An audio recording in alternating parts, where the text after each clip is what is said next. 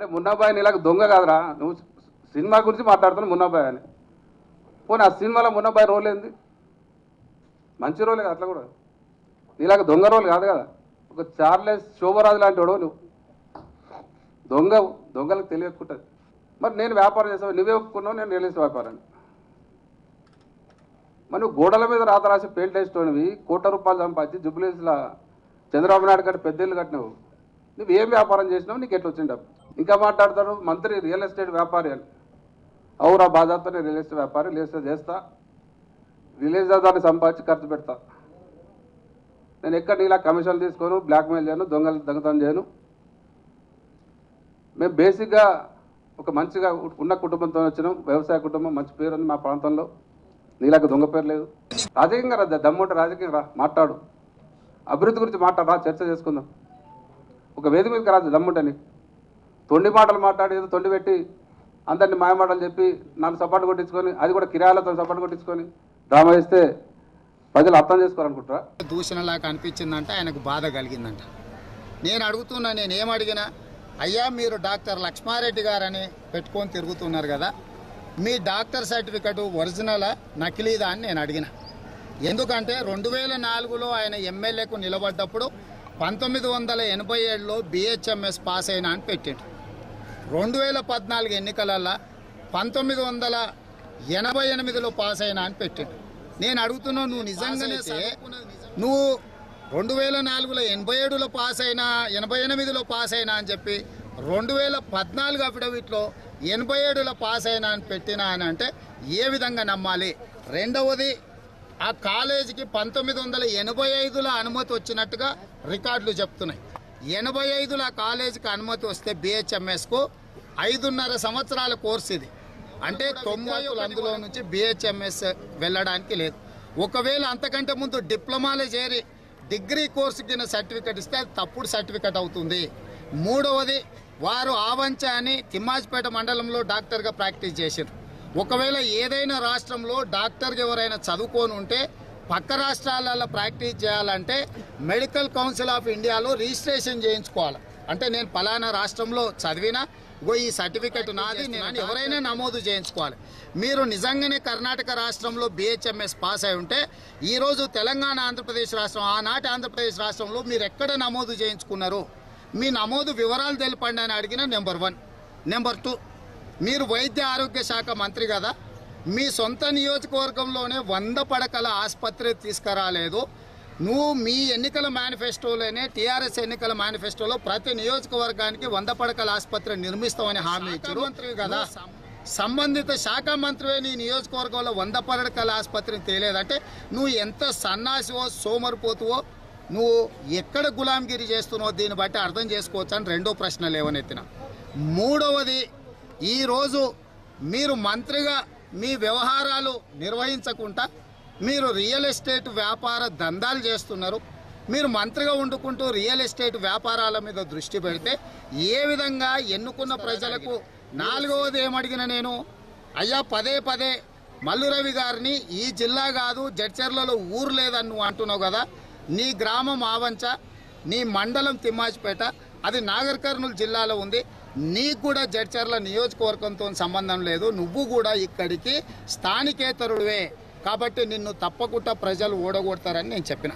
నేను చెప్పిన దాంట్లో నీ డాక్టర్ సర్టిఫికేట్ దాంట్లోనే మాట్లాడింది తప్పుందా? నీ నియోజకవర్గంలో 100 పడక రాలేదని నేను అన్నానా? నువ్వు రియల్ ఎస్టేట్ వ్యాపారం చేస్తున్నది నేను చెప్తే నువ్వే అవునన్నావు కదా. ఇవాళ నీ ఊరు నాగర్ కర్నూలు జిల్లాలో ఉన్న మాట వాస్తవం కాదా? ఇందులో వ్యక్తిగతం ఏముందో లక్ష్మారెడ్డి చెప్పాలి. రెండవది, ఇవాళ లక్ష్మారెడ్డి గారు ఒరే అన్నాడు. ఒరే బోసిడికి లక్ష్మారెడ్డి, నువ్వు నీ బతుకు, నీ చీకటి వ్యవహారం, నీ వ్యవహారం, నువ్వు 7 గుడిసెలలో దూరుకుంటే నీ పెళ్ళాం వచ్చి నిన్ను చెప్పుతో కొట్టిందో వివరాలు ఉన్నాయి, చెప్తా. మూడవది, నీ కుటుంబానికి ఏదో పెద్ద చరిత్ర ఉందని చెప్తున్నావు. బోసిడికే రా నా ఊరికి, నేను ఎక్కడ సంపాదించినావు. మా తాతలు ముత్తాతలు 2000 ఎకరాల భూస్వాములు. మా నాయన పోలీస్ పటేల్, మా తాత పోలీస్ పటేల్, మా ముత్తాత పోలీస్ పటేల్.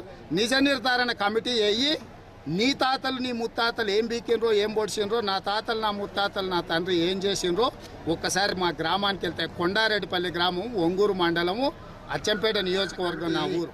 యనమల నరసింహారెడ్డి, యనమల కిష్టారెడ్డి, యనమల పెద్దారెడ్డి, మా ముత్తాతల నుంచి మాకు ఎన్ని వేల ఎకరాల భూమి ఉండే, మా నాయన పోలీస్ పటేల్, మా తాత పోలీస్ పటేల్, మా ముత్తాత పోలీస్ పటేల్, మేము భూస్వాములుగా బతికినాను రా. నేను పార్టీ కార్యకర్తగా గోడల మీద రాతలు రాసి పైకి వచ్చాను రా. బోసిడికే నీలాక కేసీఆర్ బూట్లు నాకి రాలేదురా. నేను కేసీఆర్ బూట్లు నాకపోతే సంక నాకు. కానీ నీకు ప్రజలు ఓటేసినప్పుడు ప్రజలకు జవాబుదారీతనంగా ఉండమని చెప్పిన. నువ్వు ప్రెస్ మీట్ పెట్టి నీ జాతకం నీ బతుకు ఒకసారి తెరిచి చూసుకోరా నువ్వు. లేకపోతే నీ డ్రైవర్ నీ గన్మెన్లను అడుగు, నీ గురించి ఏం మాట్లాడుకుంటుండో తెలుస్తుంది. మర్యాదగా మాట్లాడితే మర్యాదగా మాట్లాడు లక్ష్మారెడ్డి. మర్యాదగా మాట్లాడకపోతే ఎట్లా మాట్లాడాలనో నాకు తెలుసు. ఒకవేళ తిట్ల పోటీ పెట్టుకుందామా చెప్పు, పెట్టు. నీళ్ళు లేని బాయి చూడు, మాట్లాడదాం. ఎవడా బాయిలో దుంకి చేస్తాడో అప్పుడు తెలుస్తుందిరా నీకు లక్ష్మారెడ్డిగా. నువ్వు అనుకుంటున్నావు బిడ్డ చర్చల్లో ఎట్లా గెలుస్తావో నేను కూడా చూస్తా. నీ బతికేందో, నీ చీకటి వ్యవహారాలేంటో, నీ వియ్యంకులతోని. ఎవడైతే నీ వియ్యంకుడు ఉన్నాడో, ఇప్పుడు సిద్దిపేట కలెక్టర్ ఉన్నాడు కదా, ఆయనను అడుగు.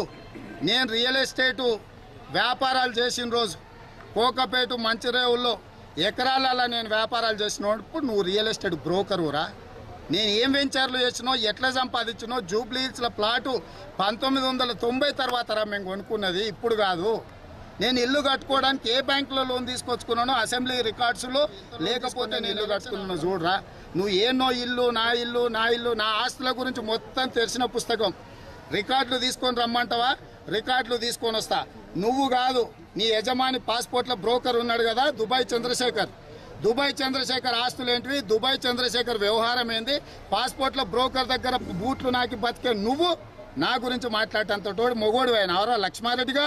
రారా, నువ్వు వస్తే చెప్తారా నీకు జడ్చర్లలో, లేకపోతే కొడంగల్లోనో, లేకపోతే నీ ఊరు లావంచల్లో చెప్పాల్సింది ఏంటని చెప్తా. అరే ఒరే అన్న అంటే తోలు తీస్తా బిడ్డ నిన్ను. నువ్వు అనుకుంటున్నావేమో మర్యాద మాట్లాడమని పాత్రికేయ మిత్రులు మీరు కూడా చెప్పండి. ప్రెస్ మీట్ పెట్టినప్పుడు ఆయన అరే గిరే అంటే నీకు మొత్తం తెలియకపోతే నీ దుబాయ్ పాస్పోర్ట్ బ్రోకర్ని అడుగు చంద్రశేఖర్ను. నా సంగతి ఏందో చెప్తాడు నీకు మొత్తం పూర్తిగా వివరాలు కావాలంటే. ఇక నీ చదువు గురించి, నీ సర్టిఫికెట్ల గురించి, నీ అఫిడవిట్ల గురించి, కోకపేటలో నువ్వు ఏదైతే కొల్లూరులో 350 ఎకరాలు నీ బినామీ, నీ వియ్యంకుల బినామీ సంస్థ మీద కొన్నావు కదా భూముల వివరాలు అన్నిటిని కూడా తీసుకొని వస్తారా? తీసుకొని వచ్చిన రోజు చెప్తా నీ సంగతి. నీ బట్టలు ఇప్పదీసి నడి బజార్లో నిలబెట్టకపోతే చూడు లక్ష్మారెడ్డిగా, అప్పుడు తెలుస్తుందిరా నీకు నేనేందో. హాయ్ ఫ్రెండ్స్, మా టుడే టుమారో యూట్యూబ్ ఛానల్ చూస్తున్నందుకు చాలా థ్యాంక్స్. మరిన్ని లేటెస్ట్ వీడియోస్ కోసం వెంటనే సబ్స్క్రైబ్ చేయండి. అలాగే ఈ బెల్ ని కూడా రింగ్ చేసేయండి. మా నోటిఫికేషన్స్ అన్ని మీ మొబైల్లో వస్తాయి. అలాగే మా వీడియోస్ మీకు నచ్చితే లైక్ చేయండి, షేర్ చేయండి, నచ్చకపోతే కామెంట్ చేయండి.